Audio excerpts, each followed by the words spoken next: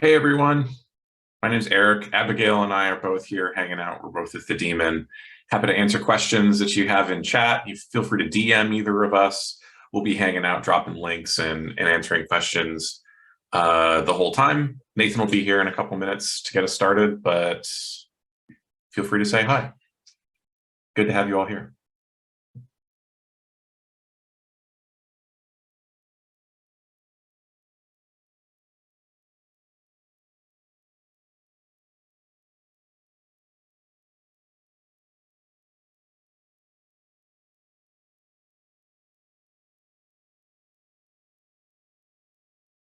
Hey, what's up, Stefan? Hey, I just had a quick question before Nathan gets in here. I know you guys say to not pay attention too much to like those three numbers on the dashboard for LG, LR, and RC, but should I be alarmed that like I haven't paid attention to them ever since I heard that? I've just been like doing time sections and drilling and whatnot. But is there a point where you should be alarmed if they're not going up for a while? Or Um, I would, I'm not really sure how to answer that. What do you think, Abigail? it's cool. I know it's kind of a difficult question. I was just curious because like the three numbers have been like relatively within this same plus minus margin for a little Yeah, bit. I never cared about them when I was studying. I was always more focused on my time section scores, but Yeah, same. um, yeah, that might depend on also where you're at. If you're still pretty early in your LSAT journey and you're not at a point where you should be trying to finish sections, No, for sure. Yeah. um, then that's different. But I always cared more about my time section scores than I did about those dashboard scores. Yeah. Okay. Me too. I was just curious. Thank you, Eric. Appreciate it. Yeah, sure. Did you have something else, Abigail? Oh no, I was just gonna add that you might see your dashboard scores go up more quickly if you do a timed section.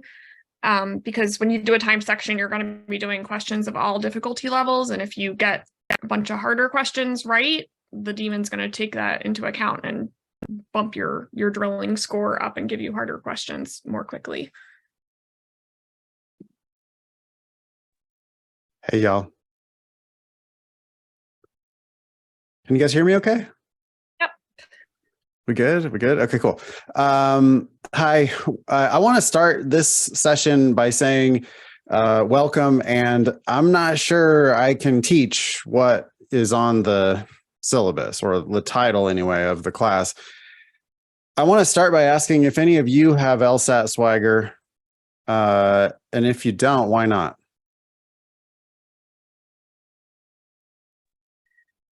I'll break the silence bubble. I feel like I have it and then I don't, and then I have it and then I don't. And so I think that's sort of what I'm hoping to unpack a little here. When you have, okay, have you always had a little bit of it? I don't know. I don't, maybe. Okay. Let me try it this way. Eric and Abigail, do you have LSAT Swagger? And I think you do. And I want to know how you came about that. I'm putting them on the spot. They had no idea I was going to talk to them. I would think of Swagger as just confidence, and I think I developed that just by practicing and focusing on accuracy, and over time just getting better at answering the questions right. Okay. Eric? I'm not sure about developing it, or I'm not sure where it came from. I can probably say how I feel like it manifests when I'm taking the test, which is mostly just a confidence that I like that the wrong answers are wrong, and that I feel really good about dismissing wrong answers quickly. And then so where does that confidence come from? Comes from taking the time to read the passage and understand the passage up front. Yeah. It's all the normal stuff. Yeah. Yeah. So it's kind of the crazy thing about what I do is that I really want to eventually get you to believe that the LSAT is easy. I say the LSAT is easy all the time in classes. I really believe that it's true. You have to, though, be patient enough / cocky enough to slow down enough to actually understand it. It takes a little bit of an ego to read something and then to go, I don't understand what I just read. Because when you stop and go, you admit, I mean, I guess it takes some humility too, but when you stop and admit that you don't understand what you're reading, you're also saying, I am capable of understanding things that I read, and I should understand every word of this. And if you can just force yourself to read it carefully enough on the LSAT, you're going to realize that the questions make perfect sense. And that's like really the only way that you're ever going to transform your LSAT score, is to start understanding that the questions make perfect sense. I want to talk a little bit about the agenda items, but I really want to talk to you guys. So you can raise your hand if you would like in the Zoom client reactions, raise hand, and I will talk to you that way. You can also put comments, questions in the chat, and Eric and Abigail are both here from LSAT Demon to have whatever background conversations you want to have as I'm rambling on. You can ask them direct questions as well. But please, I'm going to prefer people who raise their hand and who put questions in the chat. That's the people that I'll probably talk to the most. Anybody want to talk to me right now? There we go. Wow. Astrid, then Amy. Hi. I had a question like specifically about how to feel confident on test day, because I took the LSAT twice by now, and the second time I took it, I was so confident. I had been getting the scores that I wanted on my practice, like on all my practice tests for like 2 months straight. I was just getting like exactly what I wanted, and then on test day, I just blew it. And I don't know how to feel confident again now after this happened. I think you just keep firing. You a basketball fan at all, Astrid? Steph Curry. He has off nights, and he's not going to stop shooting.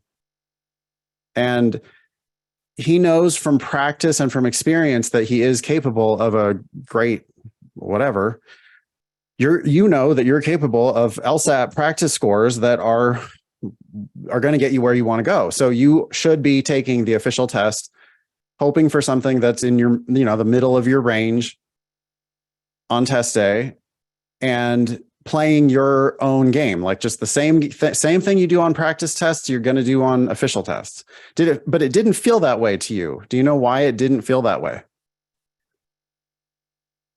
It's really only the first section that didn't feel that way. On both, I took it twice, and both times the same thing happened. I started with the logic game section, and it just felt so much harder than the practice ones. So I don't think that it actually was. It just felt much harder. And I think those are the sections that like really lowered my score. Sounds like you need to get better at games, honestly. We really ask our students to try to get to the point where they're going to be reliably perfect on the games before they sit for their official test. I know that's mind-blowing, so lots of you, don't be afraid. People really actually do it. They get to the point where they're going to score perfect reliably. And then if you get a slightly harder section of games, Astrid, you're going to score perfectly on it anyway. And then that builds you a strong foundation, right? Otherwise, you start off rattled. Really hard to have a good day from there. Of course, I was scoring perfectly on all those practice tests, though, on the logic game section. That's the one I was most confident about until I took the test, actually. So that's why it was hard, but yeah. Keep going. I mean, it like one bad day is just, well, shit happens. I'm allowed to take it 3 times in one cycle, up to 5 times in 2 cycles. Why wouldn't I? Like if I know that you've got to get right back on the horse as far as practice tests, Astrid. Mm-hmm. And then just make sure that those practice tests, if they're in a range that you're comfortable with, then take it again, and potentially again and again. Just until you get a number that you know represents what you're actually capable of. Hopefully you'll get more comfortable. Okay, so a couple of people lowered their hand, but I see Stefan. Yeah, hi Nathan. I just Hi. wanted to say, in regards to like LSAT Swagger, today I took an LG section and section, and I intentionally like started it and then took a deep breath and sort of like meditated for a couple seconds before actually going to the questions. And I think that was helpful to kind of just like center myself and sort of like, have that swagger. I'm Yeah. not necessarily in a place where it's kind of weird because I feel like my question, I guess, to you would be in the realm of imposter syndrome. Like right now, I'm testing in the lower 150s, and I'm like a solid like 2-game person with 100% accuracy. First 12 questions of LR with 100% accuracy. Perfect 2-passage type person. So my accuracy is pretty good. Great. I've just been like following the mantra, just focusing on accuracy, not worrying about moving forward at all. But how do you think Swagger takes like that 2-passage person, 2-game person, 12-question LR per question person to that next level? Well, I can tell you how I went from 2 games to 4 games. The way I went from 2, because that's how I was, when I was prepping for the LSAT, I was at a point where I had this big deficiency in the games. And I went from 2 games to 4 games by really, I think it takes a bit of like cockiness to go, you know what, I'm just going to do these games every day for a few weeks in a row and eventually unlock it. And for some people, that's a few months. And for other people, it's a year or more. We don't know how long it's going to take. But yeah, the fact that you're at 2 games, it's like, that's great. Good progress so far. I'm really glad that you're focusing on accuracy. You just need to keep going for like however long it takes. And you gotta have the belief in yourself, the swagger, I guess, if you want to call it that, to show up and just do the work every day. Okay. Thank you. Let's do Chibozu and then Natasha. All right. Hi, Nathan. Hi. So I wanted to ask specifically about the June test. I took the April LSAT and I applied. Still waiting on decisions from my first choice school, but I'm just wanting to take the the June test for a backup application. My second choice school will still take the June test to admit for August. Yep. So I've been hearing things about the June test being harder than regular other tests. Is that correct? What do you think about that?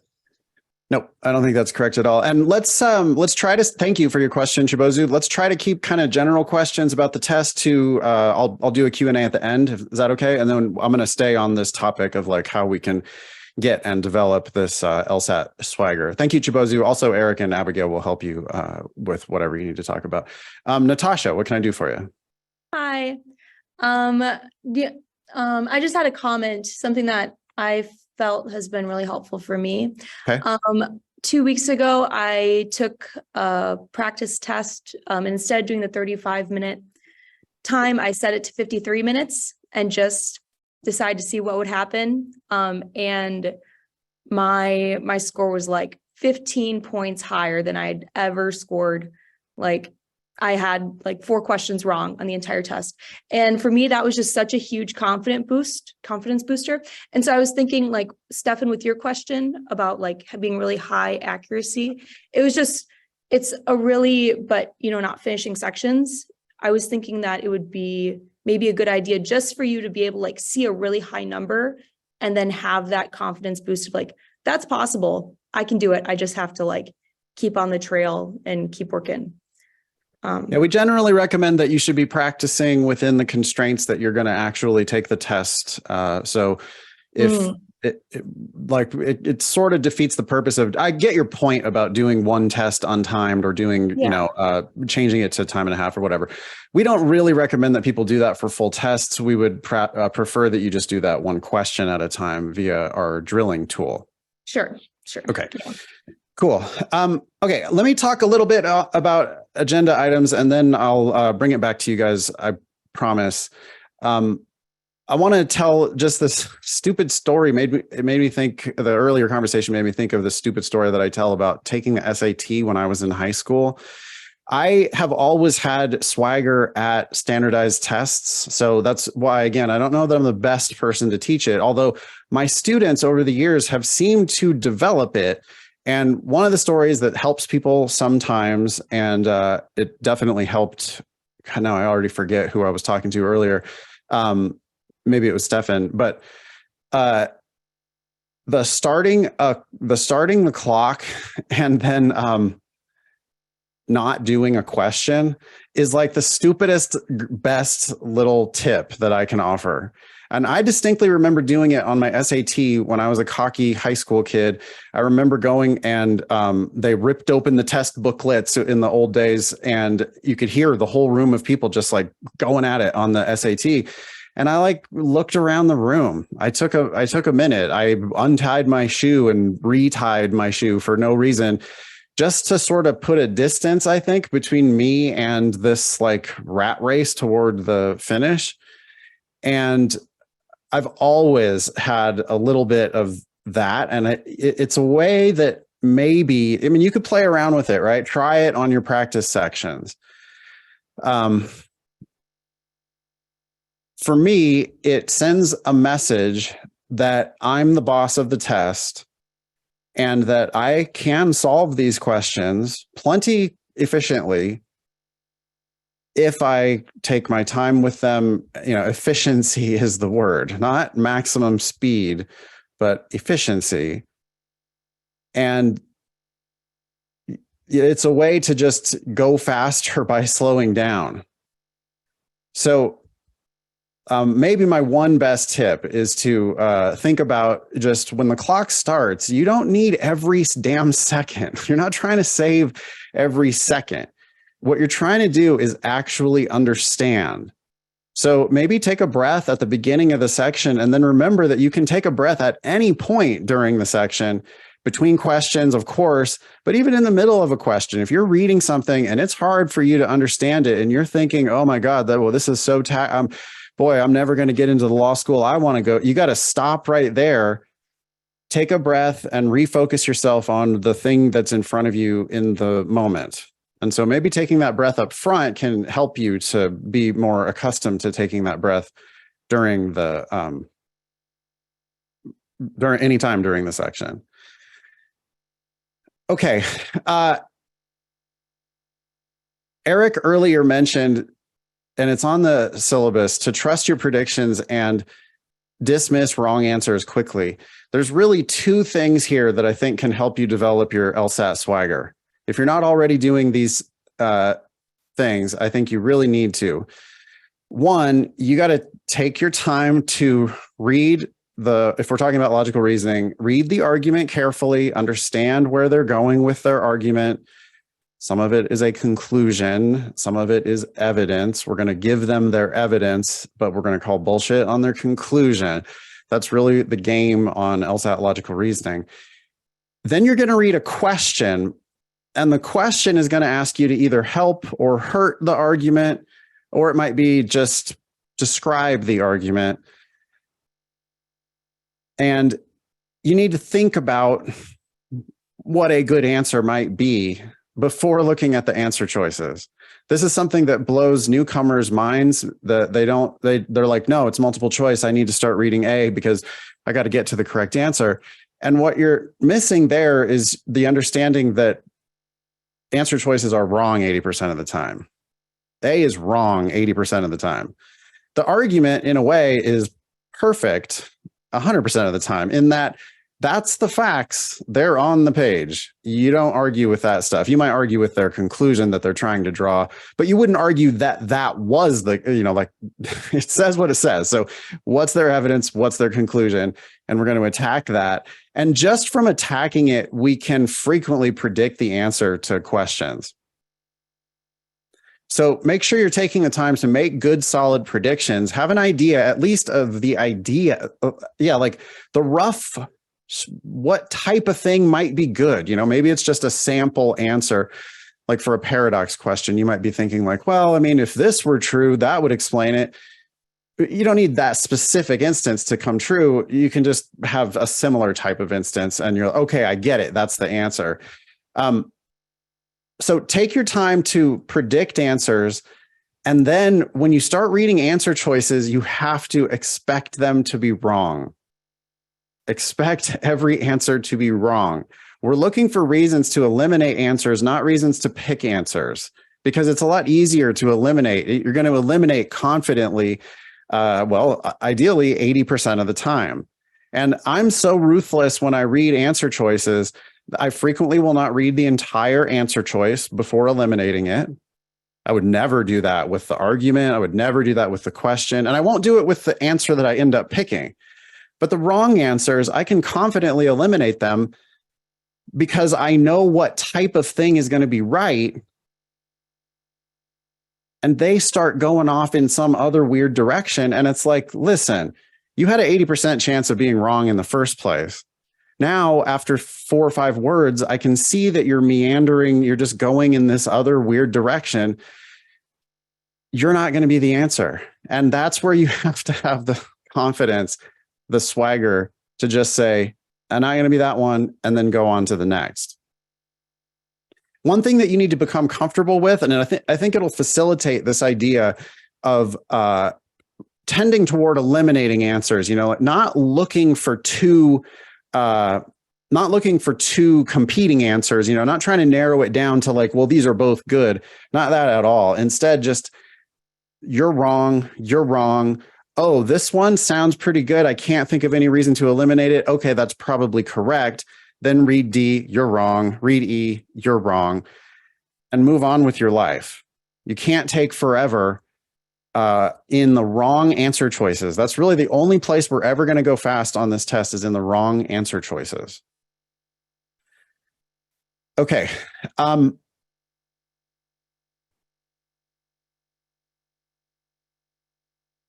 I see you talking in the chat about turning off the clock. I talk about this all the time in my classes. I was talking about it just yesterday in my class, that when you start a practice section or a real section of the LSAT, the first thing that you do is you need to turn off the clock. The clock is not your friend. The clock is your worst enemy. Looking at the clock can't possibly help you. If you look at it and you realize that you're ahead of schedule, well, fine, good. If you look at it and you realize, it didn't help you, right? That wasn't information that you could take action on.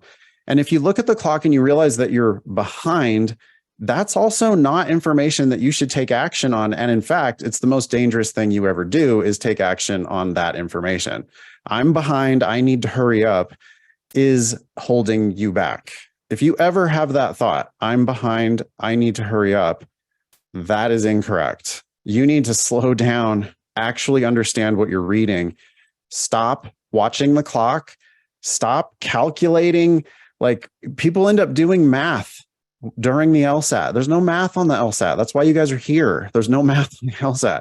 But then while you're doing the actual timed section, you're looking at the clock and you're calculating, well, I'm 40% done with the section, but I'm only, 25% done with the question. So, and you're calculating that you're late and you need to hurry. Next thing you know, the words are going to just be swimming on the page in front of you. And when you try to go too fast, it's like shoveling in too much food without chewing. It's just like at a certain point, ain't nothing going in. So definitely trust your predictions, dismiss those wrong answers quickly, and just forget the clock and be comfortable with however long it takes, always. All right, question from Sharif. Hey, Nathan. So the podcast, I think from 2 days ago, where Alla talks about reading passages and trying to like go slow enough that you understand it, but not too slow, in a sense of just like focusing on every little word that might not like really matter in the grand scheme of things. That kind of resonated with me because I went through a bit of a period where I kind of got comfortable with the reading passages that I kind of said, okay, I have plenty of time. Let me just not try to even think about it at all. And I realized I would run out of time where I didn't necessarily need to like be that slow. So that was just something that came up as I was listening. So kind of like not pretending that the time just isn't there at all. No, it's pretending that the time isn't there at all. It's reading it until you know what it says. And when you know what it says, you can move on. But that's not because you're racing the clock. That's because you know what it says. So you're moving on.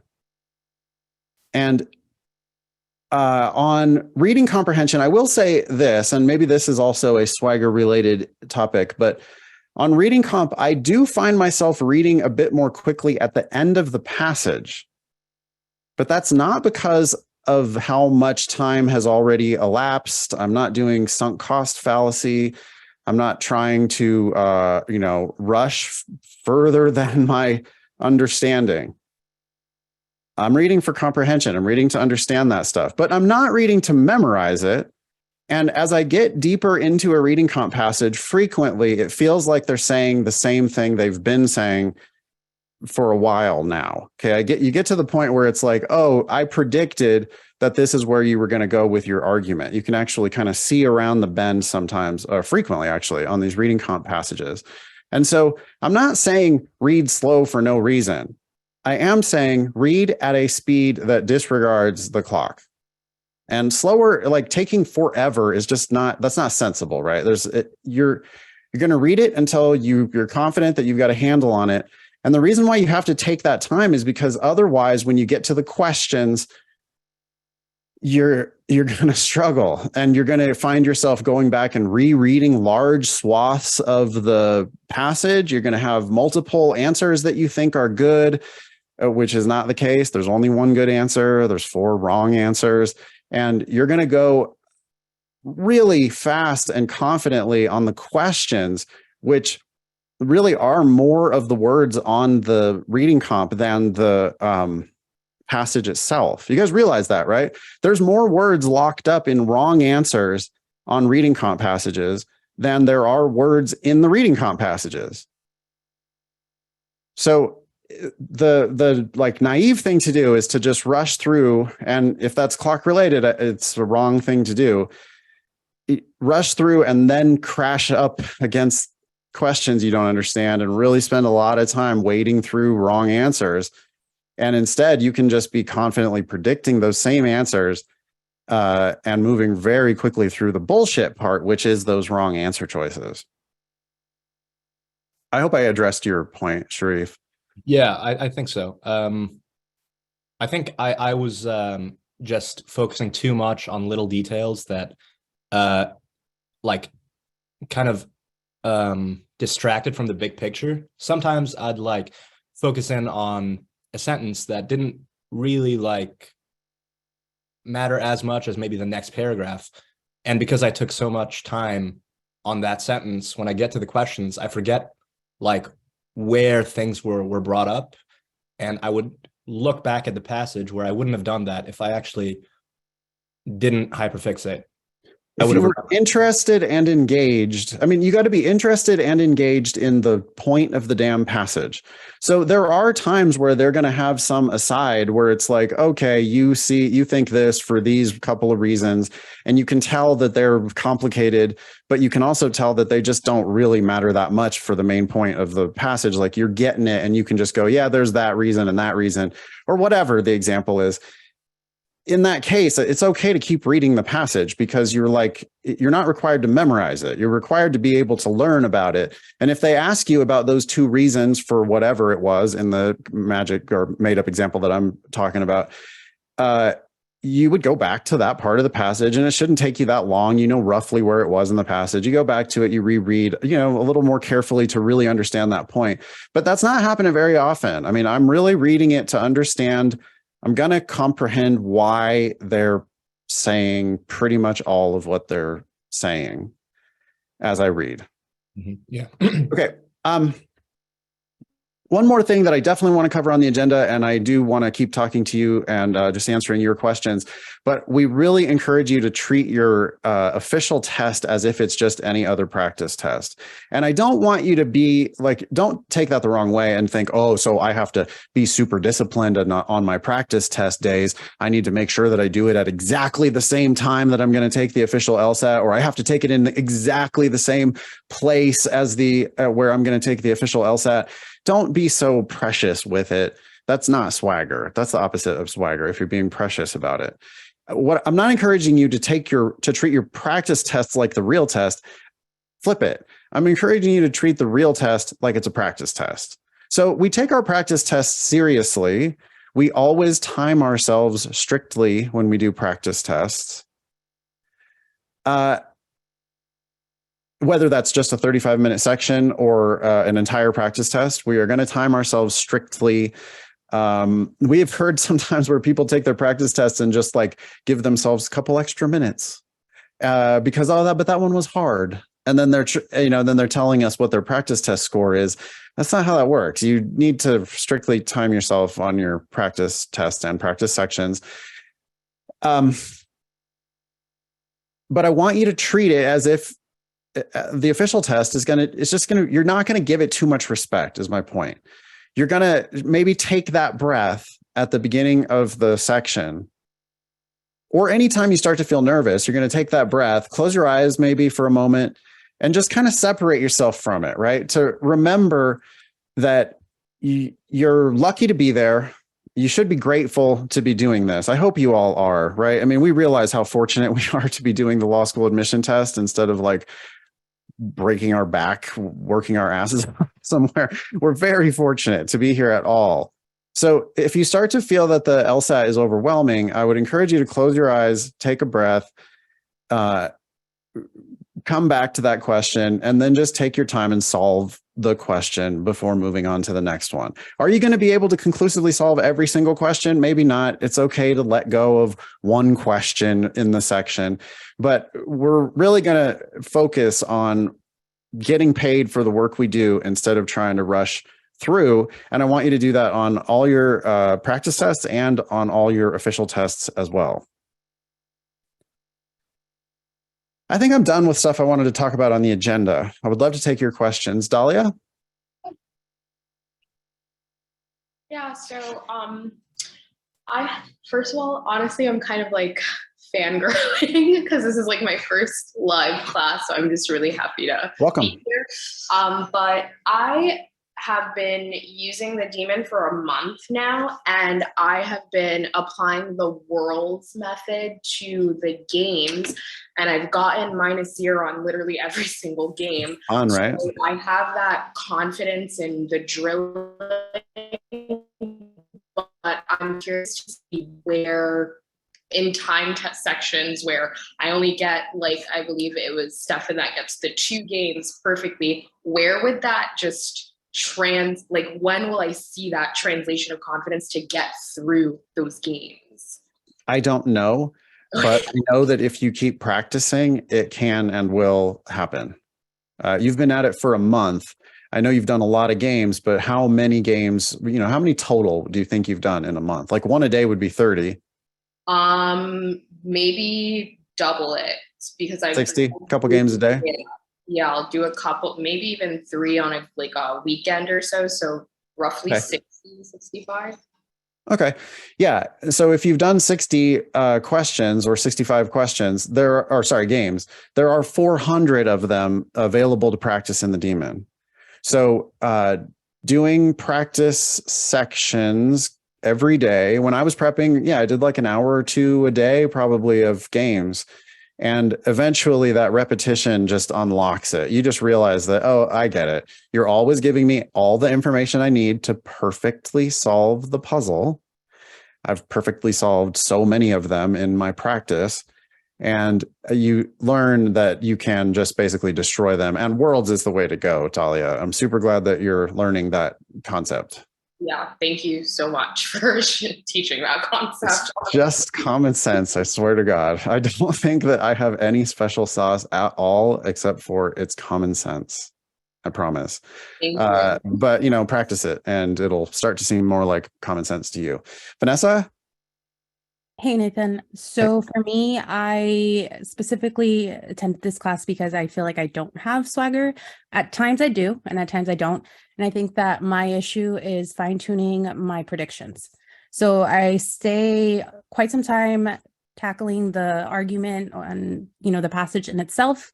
And then sometimes I think I have a good prediction, and then I read the question, and then I think I have a good prediction in my head. I go into the answer choices and then I get lost. Sure. And then some days it's not like that. And it's great. And then other days it's not. Yeah. Be careful with the small samples there. Okay. You're good, but not great at this technique. And making, and sometimes you nail a prediction. Like that happens a lot, right? That you predict essentially exactly the answer. Other times, you predict something that is the right type of thing, and it helps you to recognize the right answer when you see it. Still other times, you get through all 5 answers and you don't have anything good. And you've just got to be okay with that, that you're not necessarily, on some question types, you have to predict exactly the answer, okay? Like on a sufficient assumption question, you have to predict exactly the answer. It's just the easy way to do it. But on almost all other questions, you're not going to necessarily know exactly. And there might be multiple answers that would be perfectly good. So you've got a strong prediction. You go in looking for it. You don't find it. You've got to just shake it off and go, okay, well, I didn't understand whatever answer I did not pick. You know, like I went through all 5 and I eliminated all 5, or I didn't like any of the 5. Okay, well, one of them you don't understand, because the correct answer makes perfect sense. So if we read more carefully to just make sure that we're understanding what they are saying, then that can help us to let go of our prediction. It's not like our prediction was bad. It just didn't happen to be the one. There's other winning numbers is what I'm saying.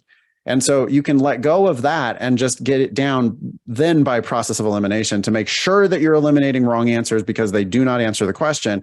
But one of the answers does answer the question. You're not going to be able to eliminate it. So it's like you have 2 chances not to miss the question. This might be a helpful way to think about it, right? It's a parachute and a backup parachute that you're going to predict the right answer a lot. Or you're going to read the correct answer and know it's correct a lot. But you're also going to refuse to pick a wrong answer. You're going to refuse to pick an answer that you don't understand. So you're going to take all the time you need to make sure that you carefully read all 5 of those answers, at least far enough to know that they're wrong. And then sometimes you do back into it. The one you can't eliminate is going to be the one that's correct. But I wanted to say this earlier and I forgot. If you're not occasionally eliminating all 5 answers, I know you're doing it wrong. Okay. You have to be eliminating all 5 sometimes. If you're not eliminating all 5 sometimes, then you're not being critical enough of those wrong answers. We got to be kind of quick on our first pass through is what I'm saying. Like you read a few words and you go, that's not going to be right. And you let it go without really digging into it too deeply. You're not trying to make it correct. Remember, you're just trying to find something that you like and something that you know, understand, answers the question. But you're going to have to back into it sometimes, and that's vastly better. I would far rather eliminate 5 answers than to go through the 5 and have 2 that I like. If I have 2 that I like, I feel like I'm in trouble. Like I know for sure I'm misunderstanding one of those. And if at 1 out of the 2, I'm misunderstanding, right? But if I eliminate all 5, then I'm only misunderstanding 1 out of the 5. I'm misunderstanding the right answer, but at least I'm not like misunderstanding a wrong answer enough to give it credibility. All right. Hopefully that was helpful. Let's go Perry and then Jessica. Hey, Nathan. Hey. So for me, I've been doing just the normal 1 hour a day study plan. Great. And during my lunch break, it's time I know I'm going to be distracted. I've been trying to drill a couple games, and for the most part, I can get through a couple of them then. But for like that second best hour of the day, like what do you recommend doing during that time? More of whatever you have, whatever your weakest section is. I would just be focusing on my weaknesses. For most people, when they start out, that's games, and people can make progress on games until they eventually get to perfect, reliably perfect. And you're going to have to do that pretty much if you're going to score 170. But just keep grinding it out on all 3 sections. Never skip one section for a week or more. I don't like that. I don't like focusing on one section for a week. I don't like that. Do a mix because the test is a mix. And be prepared for everything. But yeah, figure out where you're losing your points and spend more time on that, including reviewing your mistakes, right? Anytime we miss a question, this is a universal study tip that so many people come to us not understanding. Universal study tip is, if you missed a question, that's your problem. If you did it, but you didn't get it right, okay, well then did you really do it? Because that question is solvable. There's one right answer. And if you took your time with it and read it more carefully, I think you could figure it out. Of course, if you can't figure it out on your own, at LSAT Demon, we have all kinds of resources for helping you. We've got videos, written explanation, email with tutors, all kinds of help.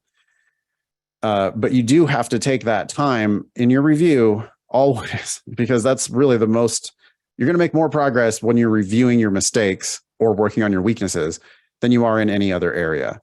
Jessica and then Diana.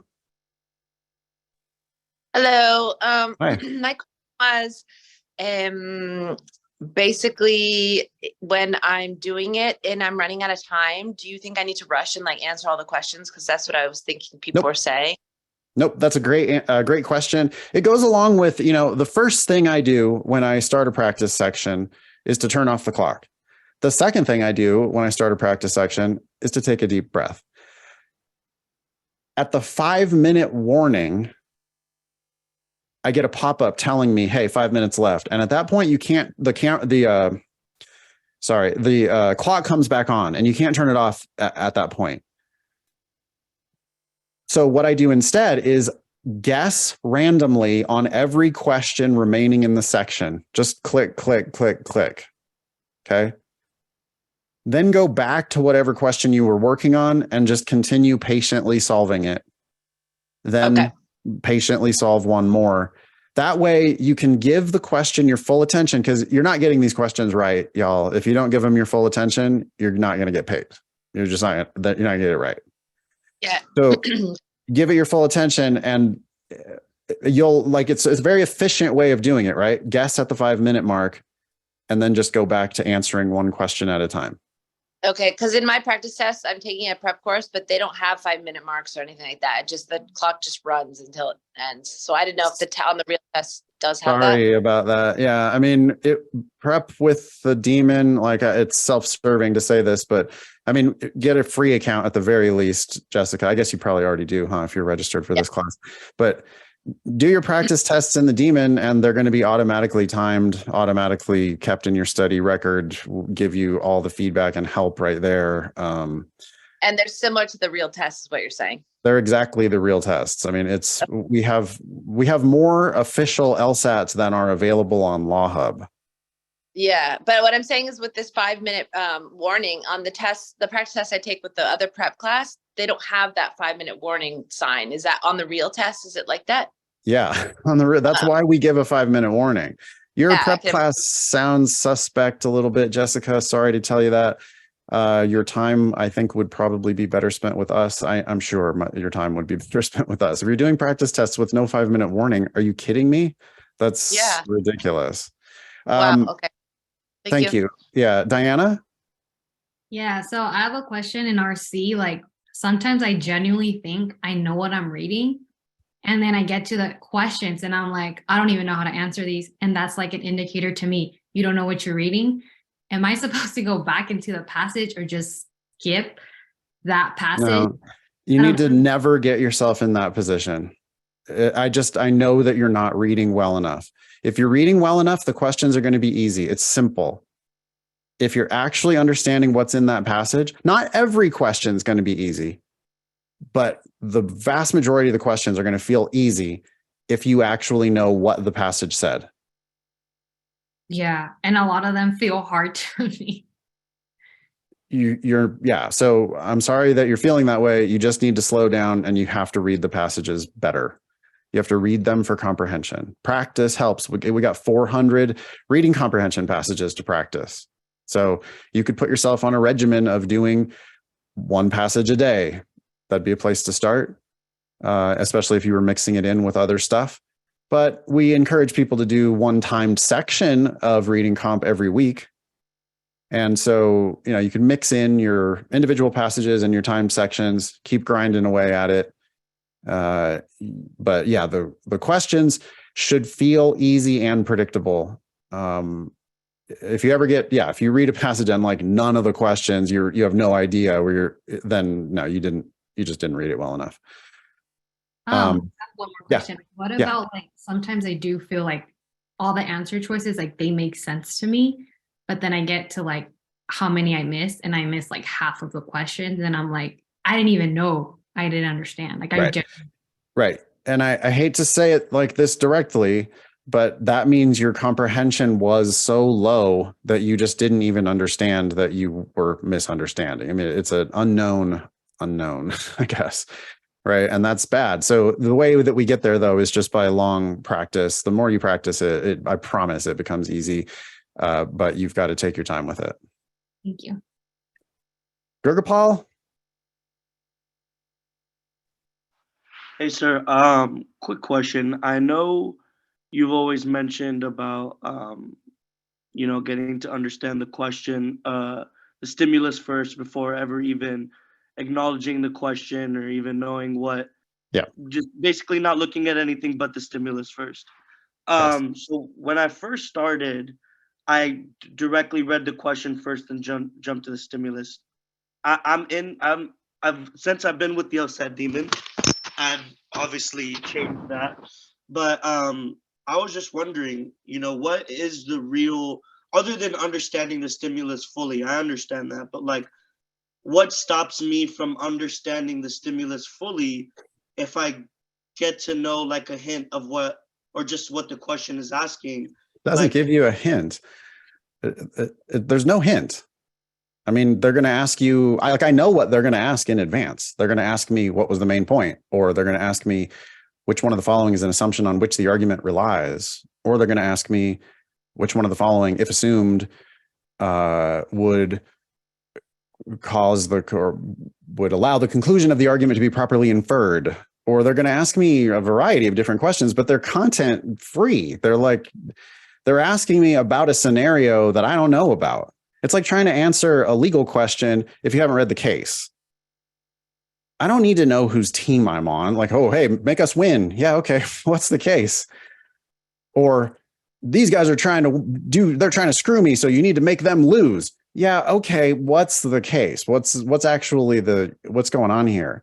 And I feel like question first. I just know from hundreds at this point of students who have switched from question first on logical reasoning to passage first on logical reasoning. And I know it helps people a lot. So I really think reading the question first hurts people. I am not sure I know exactly why, but to me, it's a distraction. Like, I need to read this argument. You telling me, okay, you're going to strengthen the argument when you're done. Yeah. Shut up. I need to read the argument. Because if I don't know what the argument says, then how am I going to answer that question? That makes sense. Thank you. Let me skip to Eric since he just raised a hand. Yeah, I just wanted to jump in on that point to get to your earlier question of me of where does my swagger come from? Yeah. Not reading the question first was like one of the reasons I switched to the Demon, because I started with another prep company. Part of my swagger is like I was pretty good at this test from my cold diagnostic, and I started studying with this other company, and suddenly I felt less good at it because they were telling me to do stuff like read the question stem first. Heard you guys on the podcast say how that doesn't make any sense, and it was just like this click of like, oh yes, all I needed was this permission to understand that I'm good at this test and I don't need tips and strategies, and I can just be good at this test, and that's enough. You're going to be the master. You're going to be the master of the argument and then decide what team you're playing for, right? Which is reading the question, and it says strengthen or weaken. It's like, yeah, okay, but I know the parameters of the case. I know what the law is. I know what the facts are. I know what we're going to be arguing about here. Now ask me questions.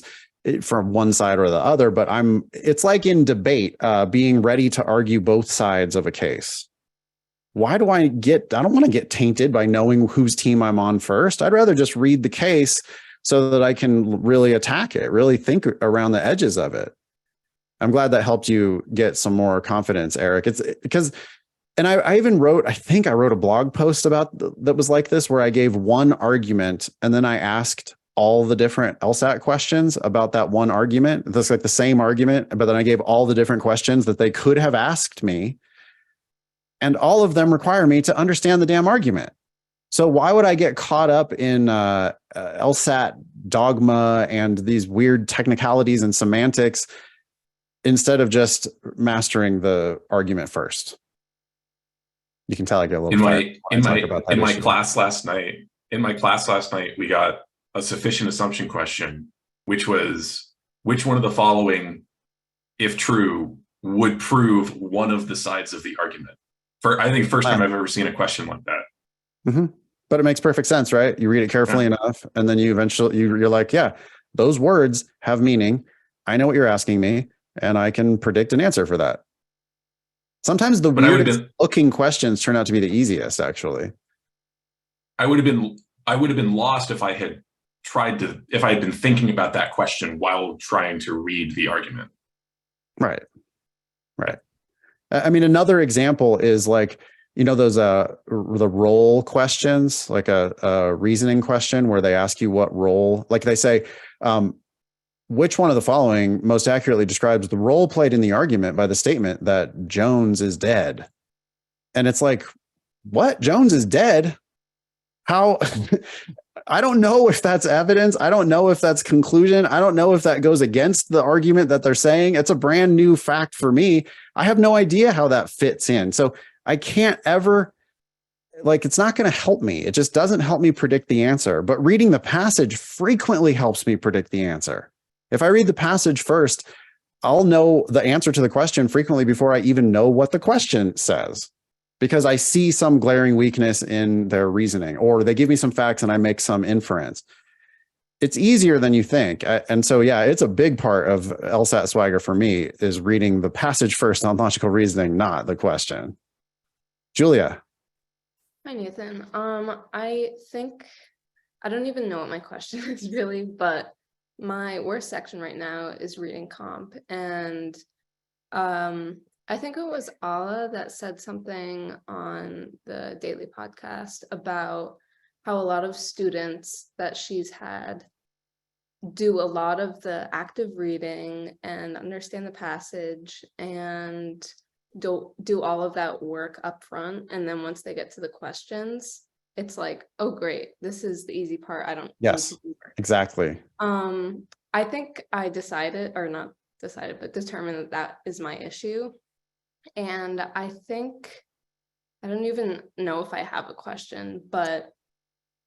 That's okay. I mean, hey, talk it out. It sounds like you know what you need to do, which is you've got to read better so that you can have more fun on the questions. Like the questions should be the fun and easy part where they ask you stupid questions. You tell them stupid answers, but they're correct based on what was in the passage. And then you get paid. It's like, it really can, you can have fun on the reading comp, but you've got to read the passages and you got to get more engaged with the passages, guaranteed, Julia. Like active reading, I think, is taught horribly in many cases where people think that active reading means highlighting, underlining, note-taking, summarizing paragraphs. I don't do any of that. I don't teach any of that. Instead, I just read for engagement. Like, what are you selling me? Oh, this is really interesting. I'm trying to learn something. And if you learn something, people resist it, right? People are like, oh, this is bullshit. I don't want to do the reading comprehension. I hate these passages. They're so boring. Well, okay. But do you like getting paid? Do you want to get questions right? And I don't think having an attitude of this is boring is going to help you. Instead, you should be finding a way to get engaged. Teach me something new, or make an argument and let me tell you whether you're making a good argument or bad. Mm-hmm. But they're doing something and you got to get engaged so that you see what they're doing Once you start seeing what they're doing, then you're going to get in the questions and they're going to just be asking you simple questions. You predict half the answers or more on reading comp. Yeah. I also have another question. Okay. Same with reading comp.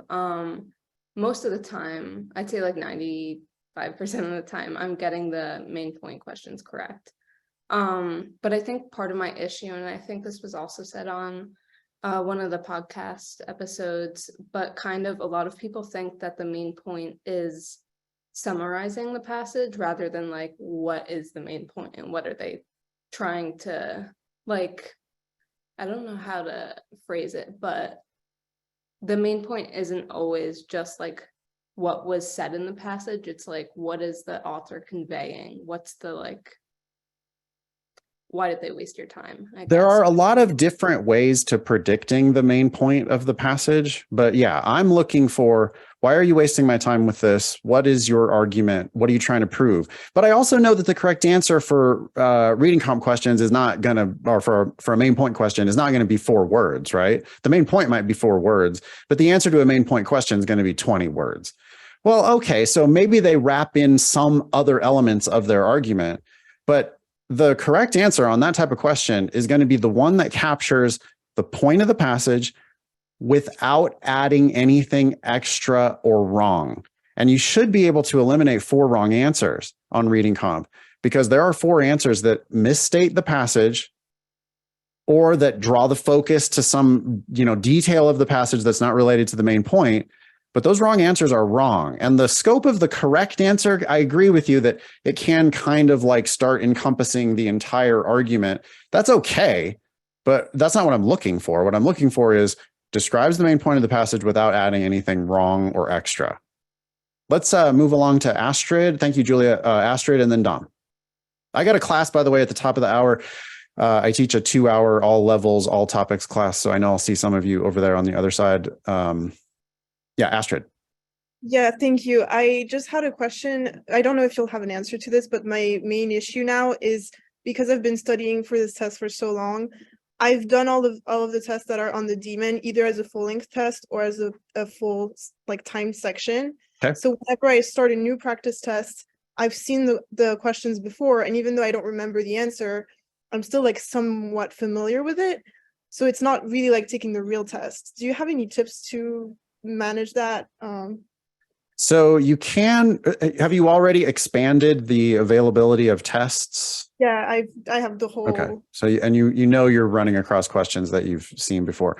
The only thing I would say is that the diagnostic value of those tests might go down slightly, just like the overall diagnostic. I don't really care that much what your 120 to 180 LSAT score is on that test, but I still care intensely about every single one of your mistakes. So yeah, you've seen some of the questions before. Great. Who cares? Did it help you? Did you answer it correctly? I mean, if you answered it wrong then and now, then like there's clearly an issue there. If you remember it from last time and you kind of remember the correct answer, I just don't think that's going to happen very often. Like it might sort of taint your score a little bit, but you're also going to see lots of questions that you've never seen before.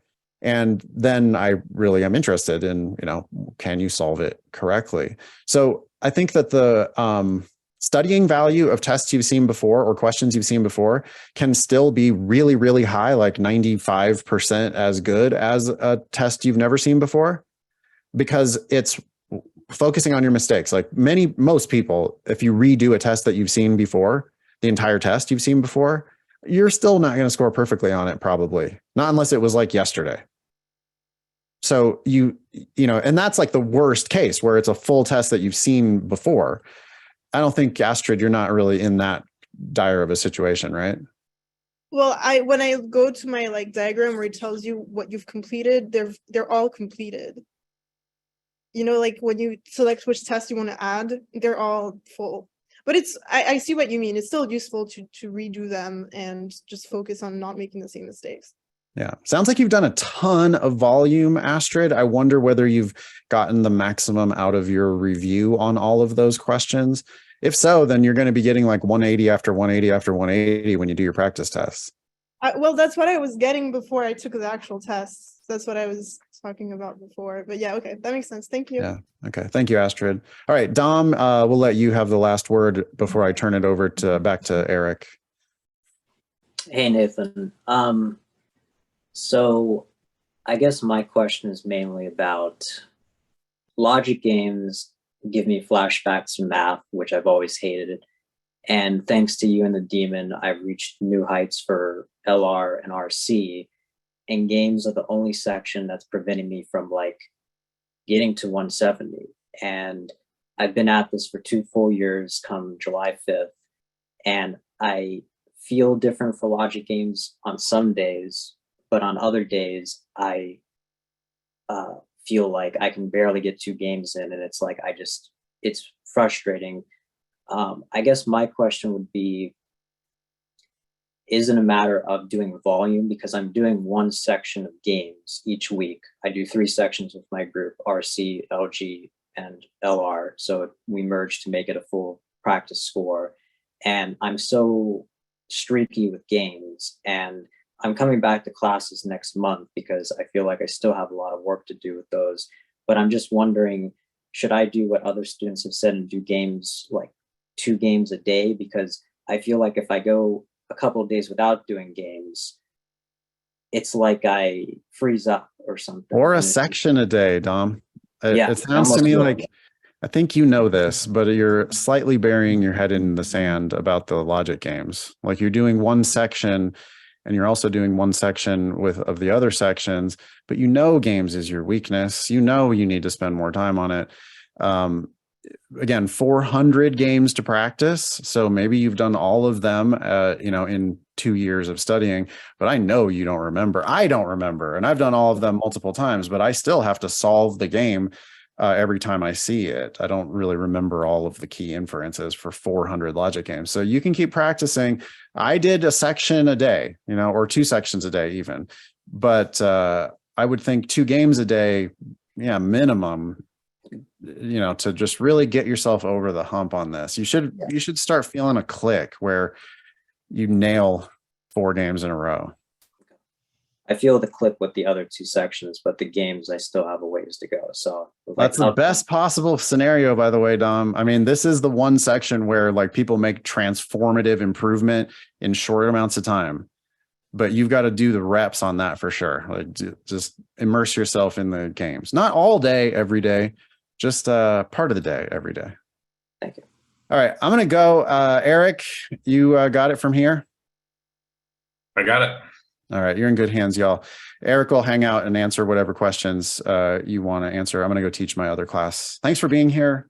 Really appreciate you. See you in an LSAT Demon class sometime soon, I hope. Love to help you. All right, bye.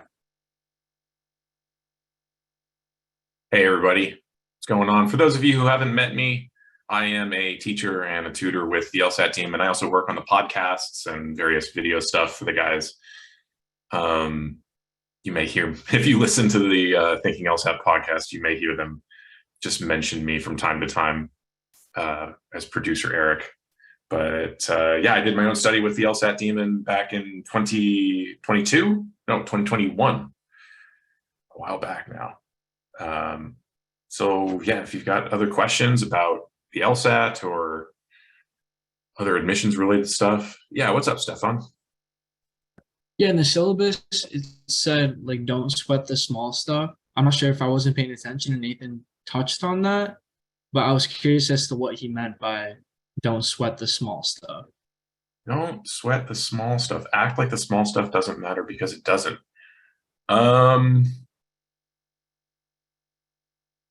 That's a good question. Maybe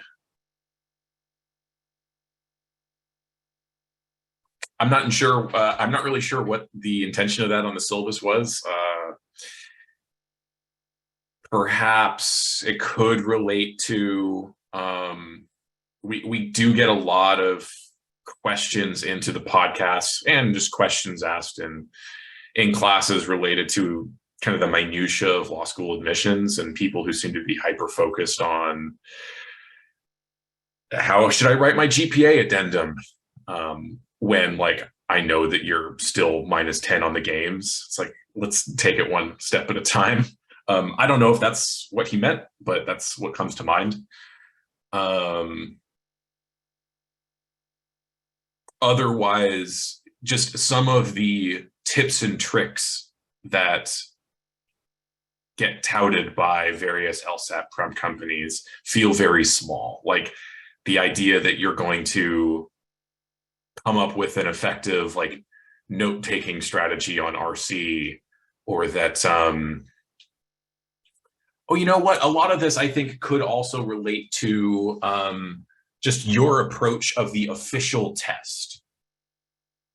Like, I need to perfectly recreate my official testing conditions every time I take a timed section or practice test.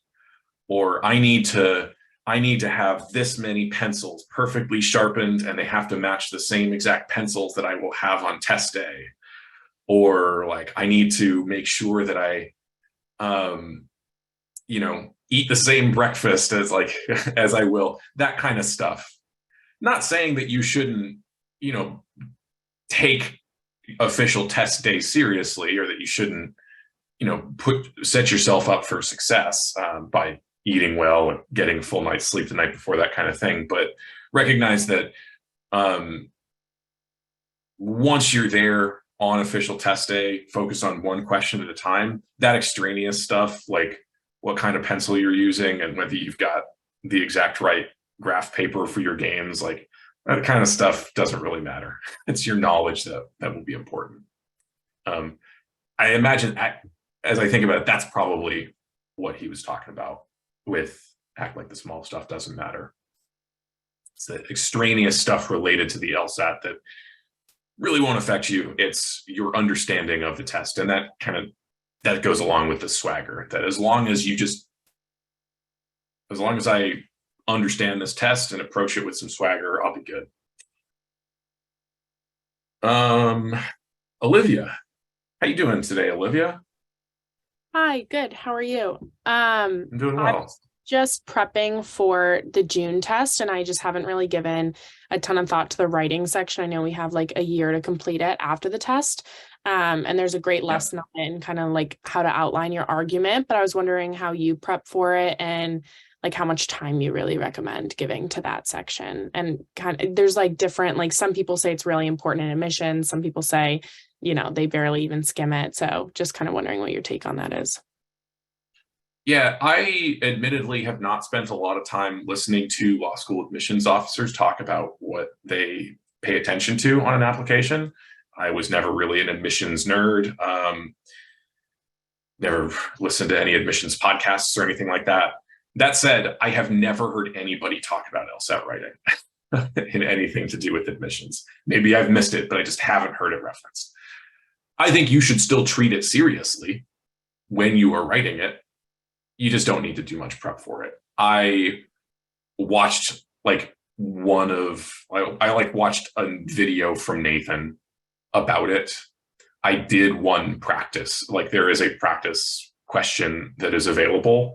I did that. And then I just took my official one like the week before my official test. So it's, yeah, something that you, when you are writing it, should take seriously. I've heard disaster stories of people who like very clearly did not take it seriously. But don't stress about it. Don't spend too long on it. If you want to do one practice one ahead of time, that's fine. It'll take you a half hour or something. Perfect. Thank you.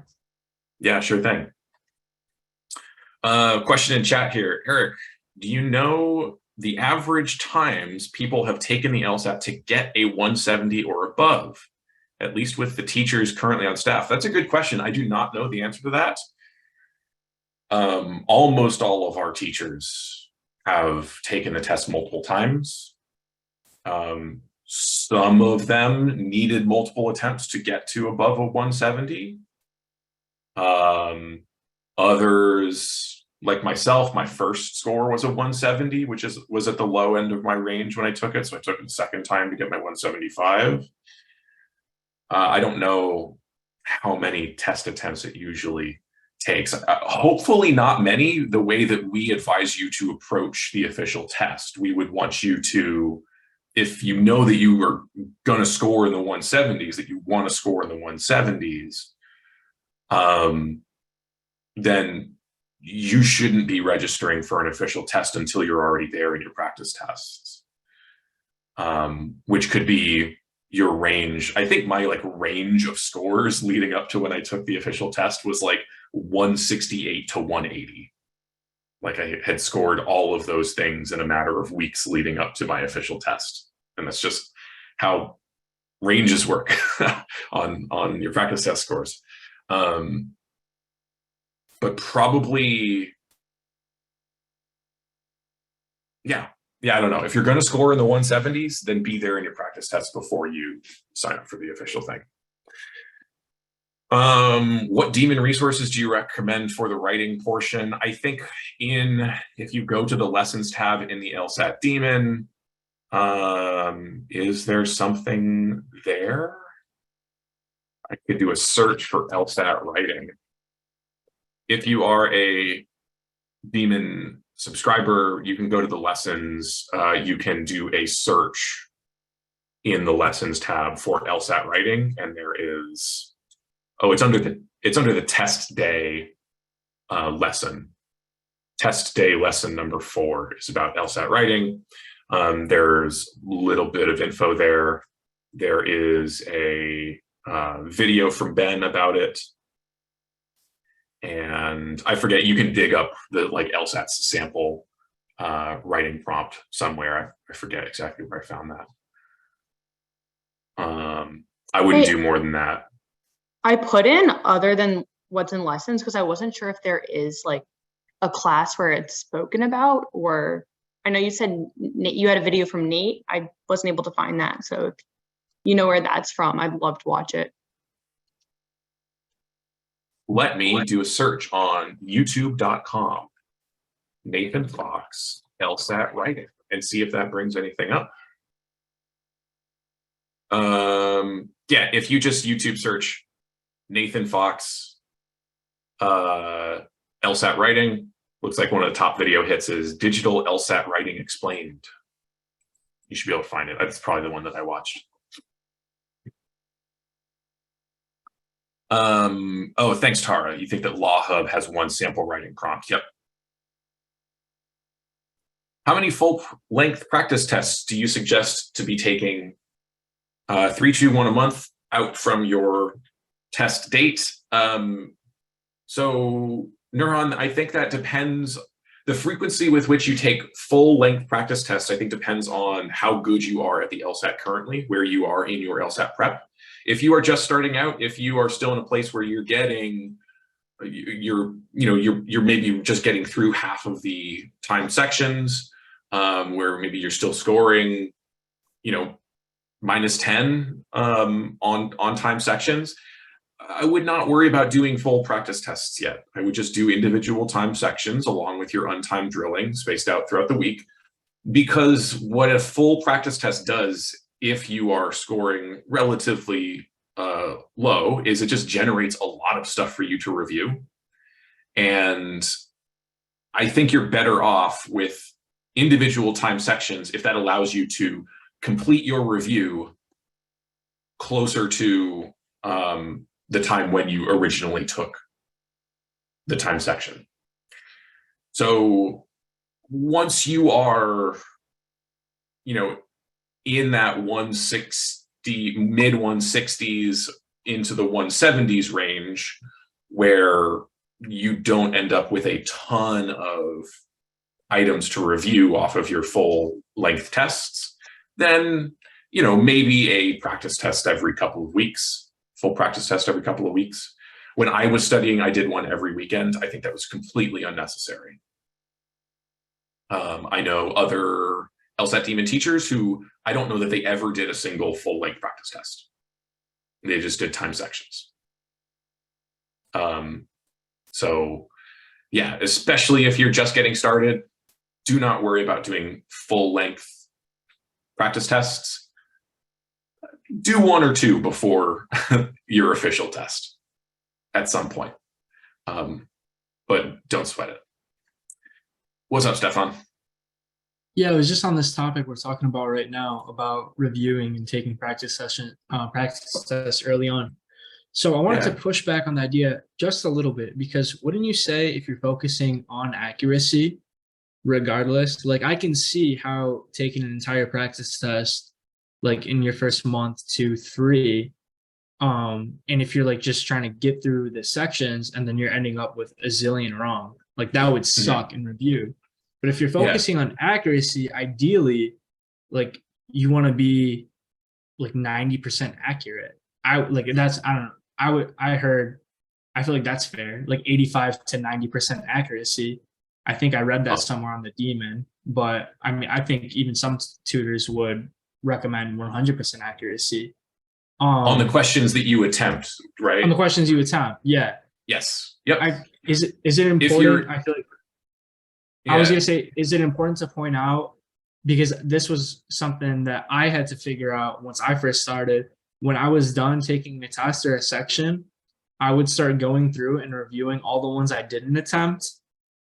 And I learned that that was counterproductive. Like you should really just be focusing your review on just what you attempt. Am I right in saying that? I think it is good to go. So just to clarify, you take a time section. Maybe you only attempt 15 of those questions, and you randomly guessed on the remaining 10. And you had, of the 15 that you attempted, you got 3 of them wrong. Start with those 3 for sure. You want to start with the ones that you actually attempted and got wrong, because in your review, you're going to be asking yourself a couple questions. Why did I pick this wrong answer choice? What did I not see about the correct answer choice? Why didn't I pick the correct answer? Basically, how and why did I mess up? And it's better if you do that sooner than later, because if you come back to it 2 days later, you might have no idea what you were thinking when you first attempted that answer choice.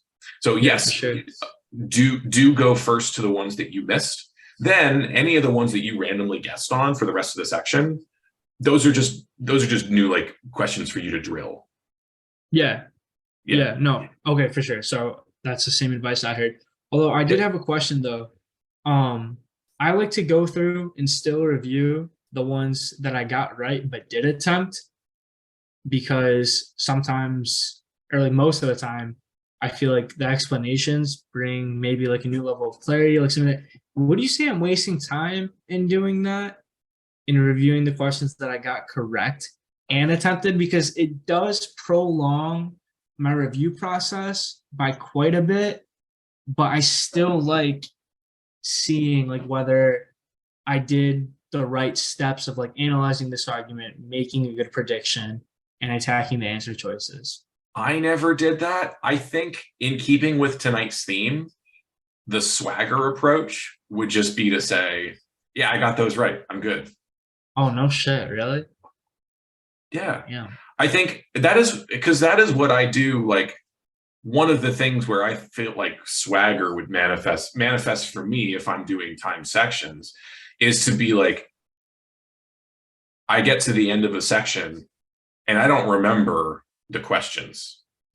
Yeah. Like I know when I was in moments when I struggled more, and I know that many students have this experience where you get caught up on, oh, question 9, that was a doozy. And then you're like, well, let me pick this one, but I'll flag it and maybe come back to review it later. And then you're on question 13 and you're still thinking about that darn question 9 that was talking about, whatever. And it's taken up mental energy. I always just wanted to say, all right, this is my answer. I feel good about it. I'm moving on. And then if you asked me, hey, what was written about in that question that you answered 2 questions ago, I would have no idea. I would have completely forgot it and left it behind. No, for sure. And I get that. And I totally abide by that. Like, don't move on until you can answer that, solve it, and then forget about it.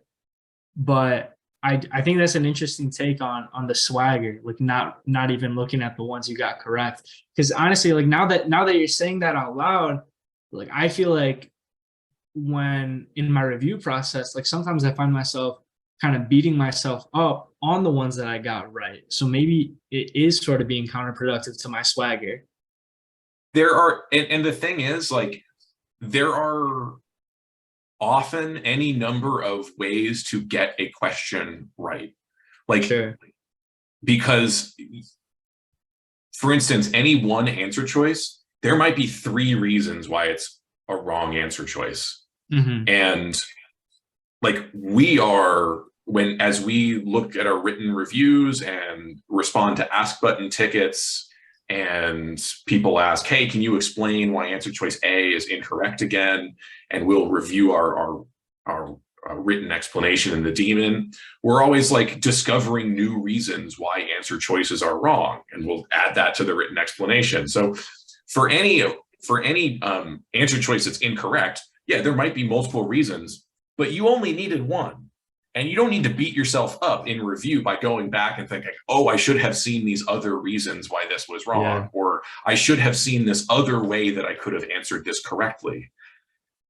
I just think there's so much material that's out there for your practice, and there is so much you can learn from the questions that you got wrong, that I would be worried about the time that you're spending reviewing the ones you got right, and just encourage you to like say, you got them right, sweet.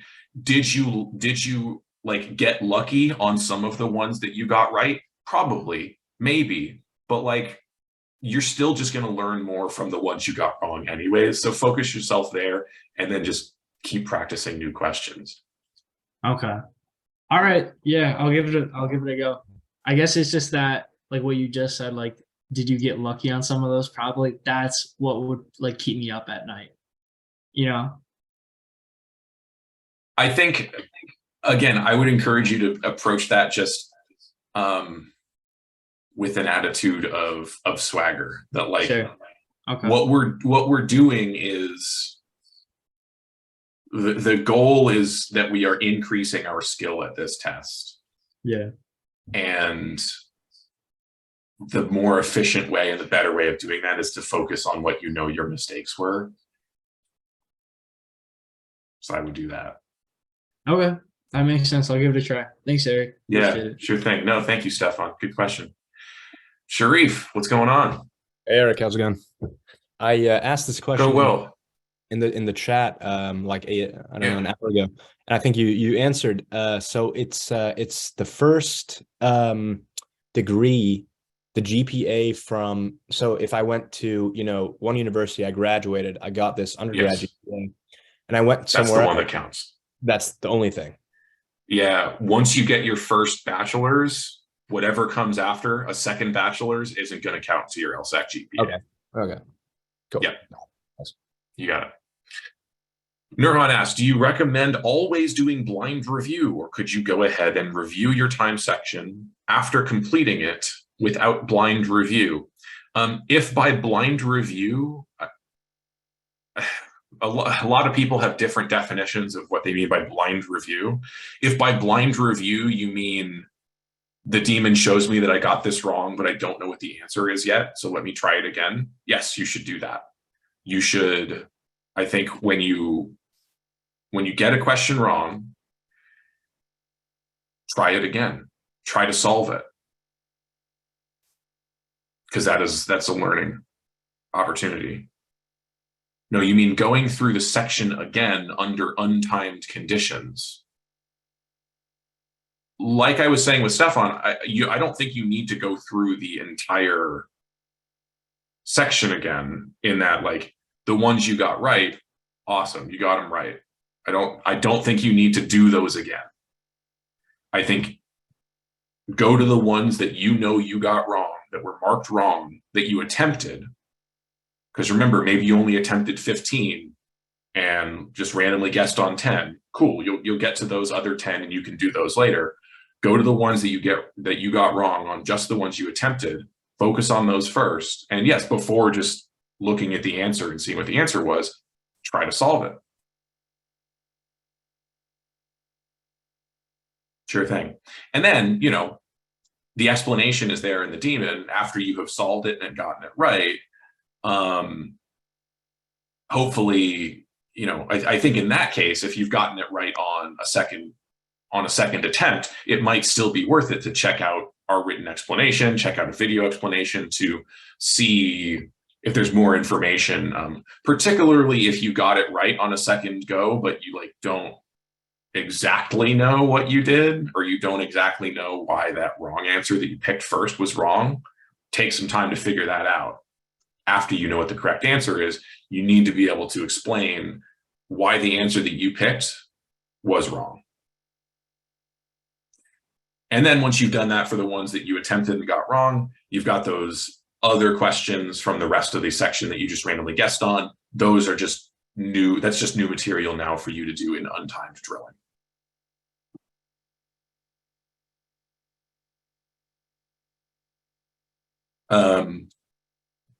Cool. Any other questions? Still got some people here hanging out. I'm happy to chill for a while longer and answer more LSAT questions or admissions questions.